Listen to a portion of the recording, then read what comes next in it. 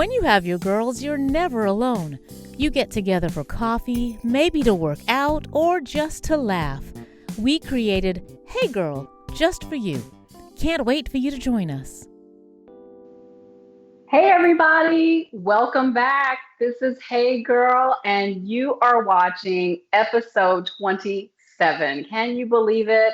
I'm your girl, Kim with an E, and I'm so glad to have you back for another episode. Hey, if this is your first time joining us, want to let you know that Hey Girl is a safe space where you can share your experiences and be affirmed.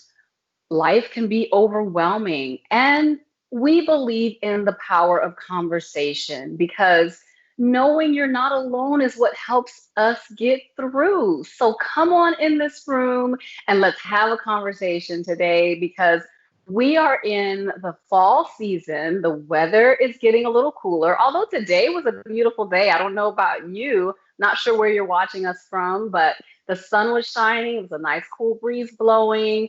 And during this fall season, we are talking about how we can thrive, not just survive. And I want you to join us today for a very important conversation. But first of all, I want you to say hello to me in the comments. Who's with me today?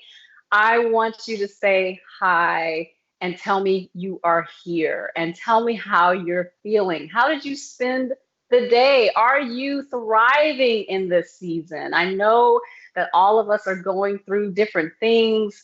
I know that life is hard sometimes. I don't know about you, but this was kind of a ooh, crazy week. I took a couple of days last week off, and I think I was punished for it this week a little bit because I had to make up some of that time off in a real way. But I'm very thankful for the weekend and a little time to kind of catch my breath and recover. And today was just a beautiful day to do that. I got a chance to get outside with some friends and it was just awesome to be outdoors. Let me know you're here. Say hello. Let me see if I can see in the comments who is on today. Let me see if I can refresh my screen. Who's out there? Who's out there? Let me see. Let me see. I don't know. Maybe it was such a beautiful day. Everybody is outside and not watching. But come on, you got your devices. You can take them with you if you're watching, you can still, even if you're outside, you can still watch from where you are. I know my friends who are outdoors can be watching right now. What'd you say, Amanda? I know you're. Oh, Blondell Hinton from Cleveland. Welcome. I bet I know who that. I bet I know why that visitor from Cleveland is on because we have a special guest who happens to be from Cleveland, who I'm going to introduce in just a moment. Welcome, welcome, all my new friends from Cleveland. Good to see you who are watching. So definitely drop us a line and say hello. I want to, before I introduce our friend, just give you a quick update about what's coming next week and the week after. As I said, these next couple of months, our theme is going to continue with thrive, not just survive. And I want to let you know about next week. Have something very special in store. We have a special guest who's going to be on to tell us about her experience growing up in a very unusual way. Her name is Rachel Williams Smith, and she is going to talk about how she grew up in the woods, almost like she wasn't in the 20th century, even though that's when she was living. And she's going to talk about how that was, why that was that she lived as though she was sort of in the 1800s, and then how she had to kind of make the transition once she became a teenager, because then her family decided to make a change and kind of come into the modern times, and what that was like, and how hard that was. And we're going to talk to Rachel Williams Smith. And then I also have joining me next week, I'm so excited. Alva James Johnson is going to be my guest host, and she's going to help with that interview. And it's going to be just a great conversation. I cannot wait, and I hope you'll join me. And then I've been promoting it all this month. At the end of this month, we are going to have the marriage episode part 3. And guys, let me tell you, it is going to be a great conversation. You do not want to miss it. We have some very important things we need to talk about. I'm talking about monogamy and infidelity and how to keep our marriages together. How do we communicate as husbands and wives? We got to tackle some of these hard issues. So if you are married or thinking about marriage or wondering whether you want to stay married, you want to be a part of this conversation. So make sure you mark your calendars for October 31st. We're bringing the crew together again and we're going to tackle it because it's all about thriving, not just surviving in every aspect of our lives. Okay, Ruth Butler, so glad to see you. Welcome, welcome. Glad you're here. So, let me introduce you to our guest for today. I want to introduce you to Kelly Parker and our topic for today, which is about thriving in our spiritual lives. And that's what she's going to talk to us about. So, Kelly is a speaker, author, and motivator, AKA the confidence coach. She has 15 years of mentoring and coaching experience. She offers women biblically based strategies to regain their confidence, to overcome fears, and develop a positive self image. She is the founder of When the Gals Gather movement, the creator and keynote speaker for the Gathering Women's Empowerment Summit, and author of Ignite How to Fuel Your Soul's Passion for God. Kelly is also a wife and mother of 3. And I would ask you to please put your hands together and welcome my new friend, Kelly Parker. Welcome, Kelly. Thank you for having me. Yes, you did. You said there was going to be some applause up in here. I told you. That's You right. Gotta wait for the great. applause. I am great. How are you doing today? I am fantastic. So glad that you were Oh, able to join us today. woo, thanks for having me. So fun to hang out. Yeah, yeah. So I first want to ask you about the family. So how long have you and your husband been married? And you said he's a pastor, right? Yes, he is. So we've been married for 15 years this past August. Well, happy anniversary belated. Thank you. 15 years is a long time. So maybe you need to tune into that marriage episode we're having in a couple of weeks. You can maybe chime in on that conversation. Tell us what you all have learned over these last 15 years. Right. And I'm always up for learning some new stuff. Okay. Because how many of you guys know that we are changing and evolving human beings? So that's the Oh, other dynamic of being married, that you're right, marrying someone who's going to evolve in version. Even like your right, phone, how you get the updated software every so often. Honey, that, right. that thing will update on you. And the stuff that you were doing 5, 6, 7 years ago, it's not hitting the same. So yeah, I'm always up for taking notes and I learning listen. what I need to be doing. So Exactly. Exactly. That is the word right there. That's right. And I think that what people need to realize is just because you were doing it one way in year 1 or 3 or 5 doesn't mean that's going to work in year 7 or 10 or 15. You can't do that's it the it. same way. That's it.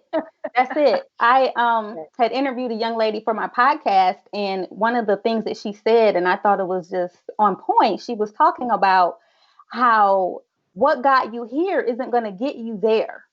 And so Mm, sometimes things have already changed, and we're trying to do the same old, and it's not working anymore. mercy, honey. And so That's I it. began to think about the idea that we have to walk in step with the spirit. Like we have to be in that step by step connection, because what was working in 2005, it's a new day, it's a new step, it's a new Right. rhythm. And if you're not Yeah, keeping up and if you are not in tune, then how will you know? right. It's a walk. That's There right. it is right there. It's a walk. You're not standing still. That's right. That's That's the right. whole So I was point. like, oh gosh. Yeah. That's it right there. That's Yeah. good. That's very good. And then you guys have 3 children. We do. What what are their ages? They're so cute. So Gabrielle is 13. She's 13. She's an 8th grader going to high school next year. Lord have mercy. Yes. Then our son, Poe, only little man child in the house. He's 11 years old. And then there's Nia. Nia's 8. And 8 going on 18, independent. Oh, run in the house, I'm sure. I got it. Oh yeah, all of that. Awesome. Beautiful family. Beautiful family. Thank so you. we were talking before the show about how we met, and I think Amanda's going to put up the picture of the how we met picture.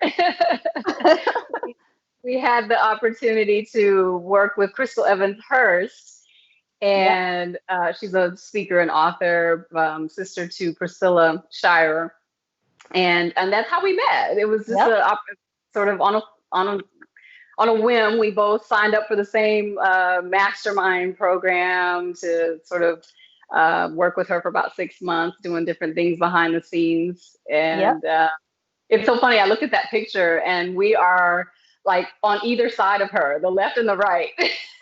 Right. I mean, it just worked out that way. Right.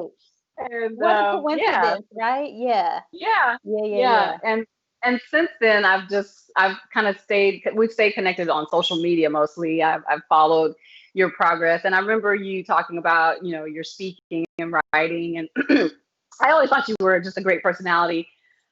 and I, have liked and followed all of your progress that you've made since then. And it's been a joy to see a lot of your dreams come to fruition, because I remember you kind of sharing some of the things that you hoped to accomplish and that you were working on, and so it was exciting to see some of those things come to be, and to see you continuing doing those things as we've gone on since then. So I'm happy for you. Thank you so much. And it is totally mutual. So thank you. Oh, awesome. Yeah. So let's talk a little bit about what you've been doing, and how did you get into the mentoring and coaching, and why? I feel like a lot of the things that I do are just kind of part of who I am, in terms of they found me. I didn't find them, they found me. I'm the kind of person where something that I just feel really strongly is we have a certain amount of time on this earth. And if you aren't using it to maximize the gifts, to maximize the woman that you've been called to be, then what are you doing? And so I just love to inspire people along those lines. And whoever wants to listen, or whoever wants, to book some time and we can kind of sit down and flesh it out, that's just kind of been part of it's just kind of part of me. It's almost like breathing, Then now, have people sought you out by virtue of your position as a pastor's wife, you think? I mean, is that kind of where it came about, or was it just, how did you come to be sort of the person that they sought out, you think? Yeah, I mean, perhaps it could be that. I think sometimes people observe you in any area, right? It could be if your home is decorated beautifully, and they might say, hey, can you let me know some stuff about that? Or if, maybe they see something about your spiritual life and they're like, hey, can you, give me some tips on XYZ? So I just kind of think it's been very organic, as people observe you and they just ask, or, I think part of it is just building relationships too. And sometimes it just naturally evolves, So who were your early mentors, and what were the best lessons that they taught you? Who were the people that were mentors for you in your life over the years?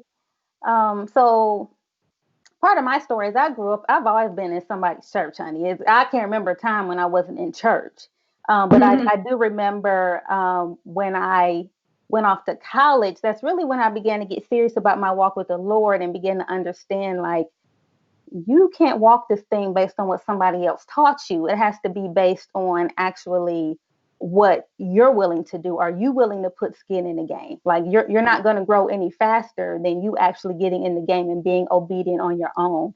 And I was active in a campus ministry called the Impact Movement. And my first mentor that I had within that ministry was a lady named Janine.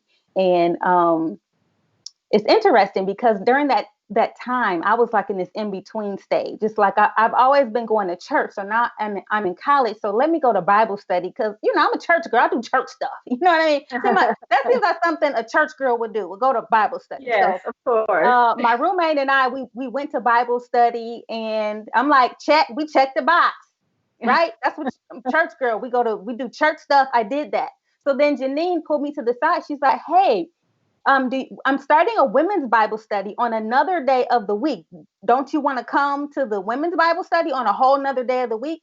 And I'm looking at her like, it don't take all that. Like, does it really take all that? Like, I'm already going to the weekly meeting. Like, what do you people want from me? That's legit what I was thinking, right? And then she's like, and we're looking for a place to host it. Can we do it in your dorm?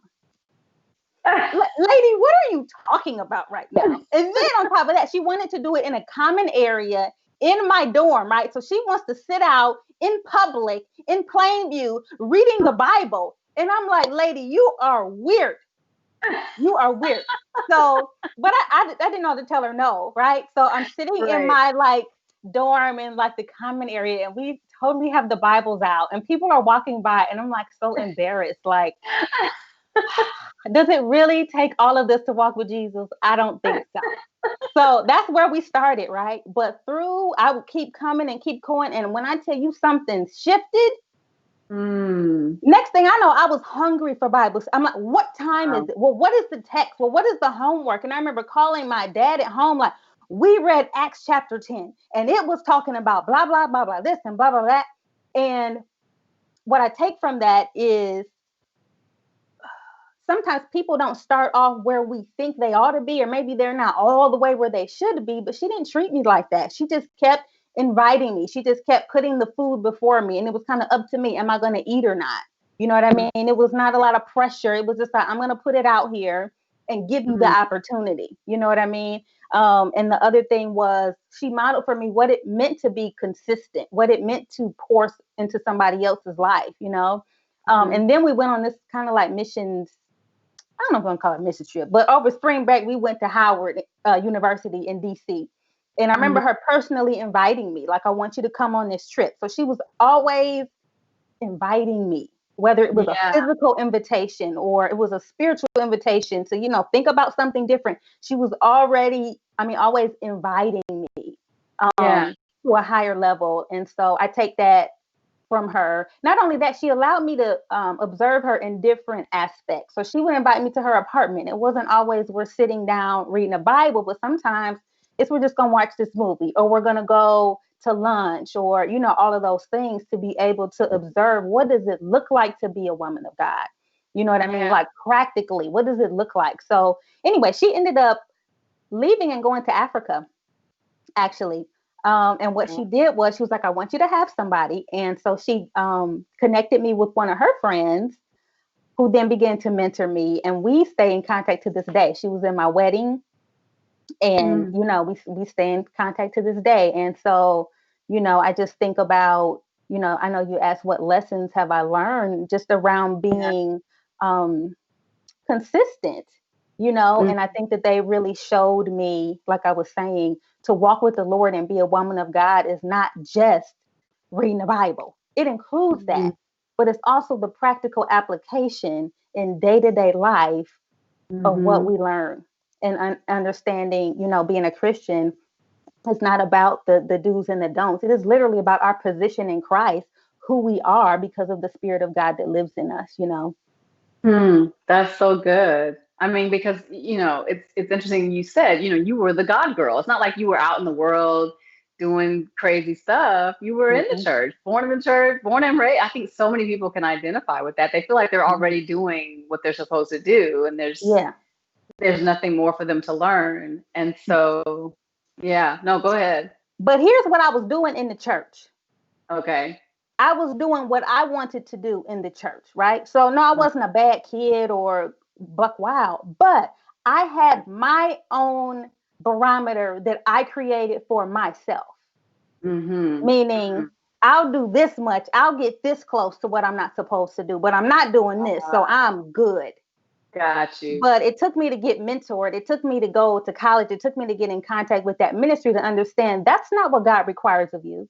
He already wrote up the playbook. He didn't ask you to make your version and then feel justified because you lived up to something you created out of thin air. That's not what this is. He's already set the standard up. So are you gonna level up or not? Like that's the ask. And so to your point, sometimes we're in church, you look cute, all the things, you got everybody fooled, probably got yourself fooled because you don't understand truly what the requirement is. Yeah. It's almost like when you don't fully read the directions, like you take a test and you're like, oh shoot, it was a back to the, I didn't know it was a back to the page. I thought I was doing something. Right. You know, and I feel like the Lord was like, yeah, no, that's not how I directed you. That's not what I require. What I require is up here, you know? So I had to sit with that. Like, you created this whole standard for yourself. And that's not what the Lord is asking. He's asking you to submit to what he already said fully. So. That's good, man. I think you're probably stepping on some toes with that.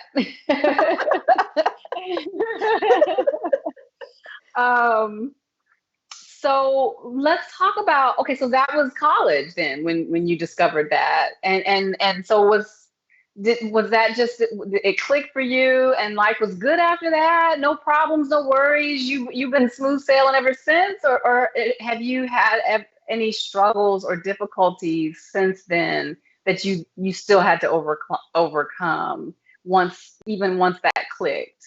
Yeah.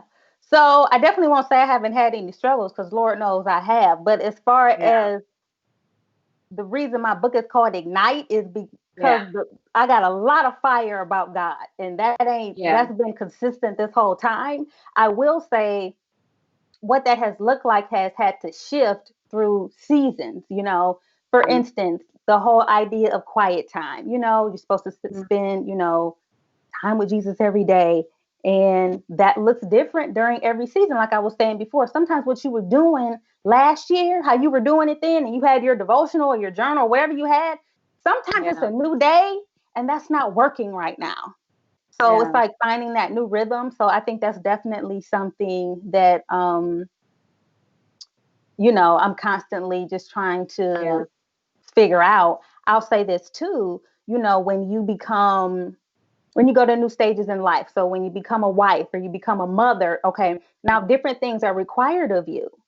And then for me, now it's really being tested. Who are you really? Because sometimes we try to find identity in our like offices or our roles, right?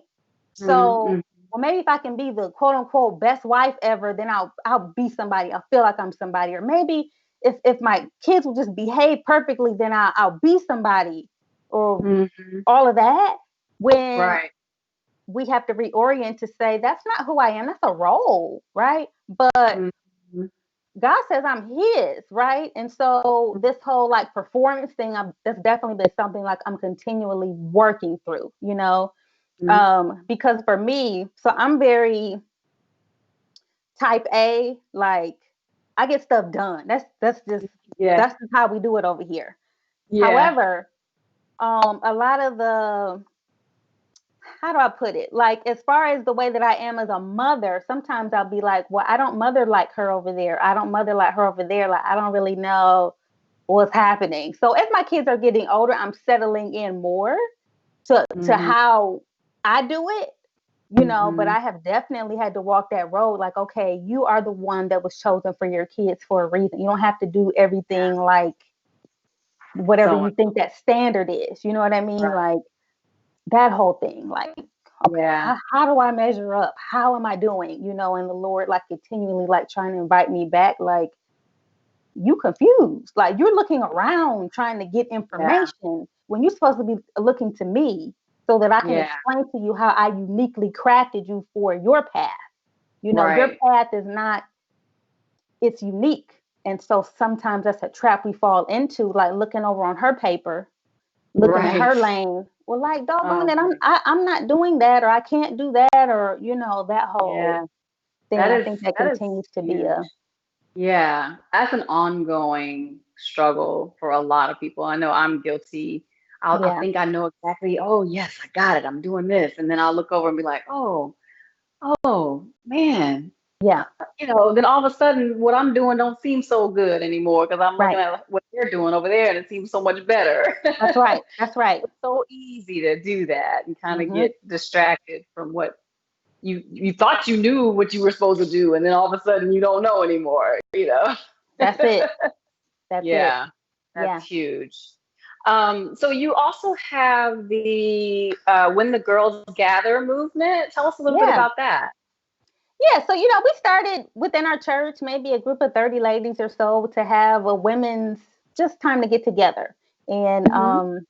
we've just grown it over the years with the goal of bringing together all women of all walks of life, all nationalities, all of the things to be encouraged in just a time of worship. And so we focus on worship and the Word of God. And so I love it because it's not about a church, it's not about a person, it's not about any of those things. It's about what do we have in common when we come together. So it's interesting because the end of last year, I had already planned to take this year as a break, not knowing all the Mm. things that were getting ready to happen this year. Wow.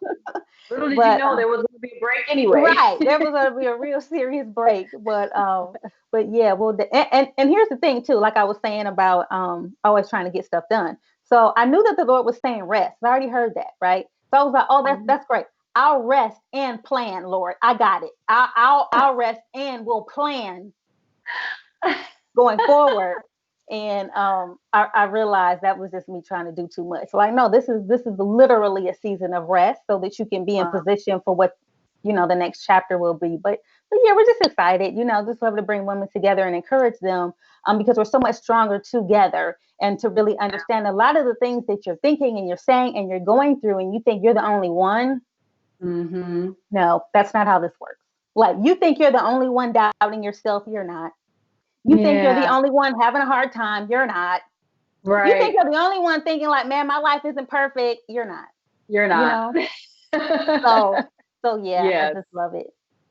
So it's kind of like is it like a retreat, or is it something is it like a conference? Is that what you Yeah. want to Yeah, come we've been together? doing it like a half day conference, and Mm-hmm. being in the midst of expanding it to a full day, but Mm-hmm. things are different now. So we're kind of Yes. thinking that through, what that's going to look like. So we're in that mode of rest, and sooner or later we'll get Yeah. the direction for the next step. But yeah, it's kind of like a conference type deal. Yes. And the gathering, is that something similar or different? How is that? Yeah, so the The gathering gathering. is the event itself. So that's It's the okay. Same event thing. that occurs twice a year, and Okay. then our ministry is called When the Gals Gather. And so Sorry, I'm not hearing you. Hold on. Can you hear me? I can. Oh, there you go. Sorry, my Okay. speakers just went off for a second. So you said one more time. You said the gathering, Women's Empowerment Summit is Yeah, so last. that's the event that takes place twice a year, and then the name of our ministry is When the Gals Gather. Yep. Oh, okay, got you. Cool. Yeah. So taking this year as a rest year, but it is something that happens once a year normally. Twice a Pre-COVID. year. Oh, twice a Twice a year. year. Okay, Yep. cool. And Yeah. so anyone can come. It's open for Yes. Yes. anyone. Yeah. Okay. So I mean, as Out. of before, we're based out of Cleveland, Ohio, so certainly we get a lot of Yeah. people from that Right. area, but it certainly will be open to whoever. All the gals that want to gather are welcome. Gather. That's good stuff. But I guess the point was it's not necessarily limited to those who attend your church. Like even if Oh others, no. women from Mm-mm. other churches around Yeah, want to attend. Yeah, that's good. absolutely. Yeah. That's really important to us, like I was Yeah. saying, because sometimes that just divides us. You know what I mean? You go over there, I go over there. Yeah, but Right. let's have this moment where we just have the Lord in common. You know what I mean? And none of that stuff Right. really matters. Mm-hmm. So yeah. Definitely. Yeah. So you've already mentioned your book, which is entitled Ignite: How to Fuel Your Soul's Passion for God. And you've talked about the premise of it, which is this idea that we need to, not just be God girls, but we need to actually have this passion. So if you were Mm. to sort of lay out some specific sort of steps or strategies that the average God girl might take in moving moving from just believing in God and knowing him, cerebrally, to knowing him truly, what would you Right. say some of those steps might be to move in that direction? Yeah, I think, and this is kind of why I wrote the book, I feel like the imagery of fire really answers your question. It really gives us a lot of different ways that we can look at how do I get from point A to point B in my walk with God. So if I think about all the things that fire does, right, because it does a lot of things. First, most obviously, it destroys things. Like it will mess some stuff up. Like let some fire get loose in your house and you'll know that that's the truth, right? Yeah. And the fact of the matter is that there are some things in my life, in your life, and whoever might be watching, that God is like, it's time to destroy that. Matter of Yeah. fact, it's time to destroy that before it destroys you. Mm. And so if you're in a season of feeling stuck and stagnant and like, oh, Lord have mercy, where am I? Maybe it's time to do that hard work of sitting with the Lord and figuring out in this season, what is he trying to get out of me and burn out of me and destroy out of me before it destroys me? I always, when I think about this, I think of the imagery of the Lord literally walking with us like we're hiking. And he's like, come on, girl, pack your bag. We're going. And so you pack some stuff and you're walking, and it's nighttime. So it's time to camp for the night, right? So you got this fire and you're sitting with the Lord. And he's like, let me see what's in your bag. What'd you bring? Mm. And there's some good stuff in there, right? There's like love, there's compassion, there's kindness in there. But inevitably, there is something in the bottom of that bag. There might be a habit, there might be some bitterness, there might be some pride, there might be something in that bag. And he looks at you and says, it's time to throw it in the fire. I love that. And we all have that option because he's not going to make you. How many of you know the Lord is not going to make you do what you need to do? But the fire is burning. I can almost hear like the crackling sound of the fire. And he's like, it's about that time. You've carried it long enough. It's about that time. And it's like, are we going to have like, trembling hands and doing it anyway? Or are we going to say, not yet, Lord? Not today, Lord. But the thing about the Lord that I love is no matter what you choose, he's not going to totally cast you aside. Not if you know him as Savior, right? But here's the problem. You mess around and keep that stuff in your bag. You're not going to be walking as closely with him as you were before. Yeah. You're going to be out of step a little bit. Yeah. But regardless, if you're feeling stuck, if you're feeling like, whoa, I need to do something in my walk with the Lord, that's a conversation worth having. Like, what is he trying to destroy in my life? So I think that's the first thing. Fire destroys. Not only that, fire purifies, right? So you can use, fire to get rid of impurities. And I feel like a lot of times the difficulties that we experience, that's what the Lord is trying to do. He's trying to purify us. Yeah. He's trying to bring us closer into who, he's created us to be through those difficult things that we face. And that's probably true for a lot of us in this season. This is a hard season, but you got to know that what you are walking through, God is using it to draw you closer to him if you will allow it. Now, sometimes it like brings distance, but he is calling you closer. In your darkest hour, he is calling you closer. So I think about John chapter 11 when Lazarus had died. And Jesus says, this sickness is not going to end in death. Really, it's for the glory of God, that the Son of God might be glorified. And I talk about this in the book, a situation I had with my daughter. And I thought, Lord, if you can do something about it today, why don't you just do it today? If you could fix it now, why don't you just fix it now? And it's almost like I could hear him saying back, it's for my glory. I'm juicing out more glory for myself. I'm making a really big deal about this. Sure, I could do it today, but I want to make a really big deal about it. So I'm going to wait and juice out more glory for myself so that you can know me in a way that you've never known me before. And so some of us are in that season right now. You're like, Lord, if you could do it, if you could move it, if you could change it, if you could make it, why don't you do it today? And he says, daughter, is for my glory. Mercy. He's got to take you to the bitter end. Right. Right. Yeah. So it's not time to give up. It's not time to run the other way. If you got to rest, rest, but don't give up.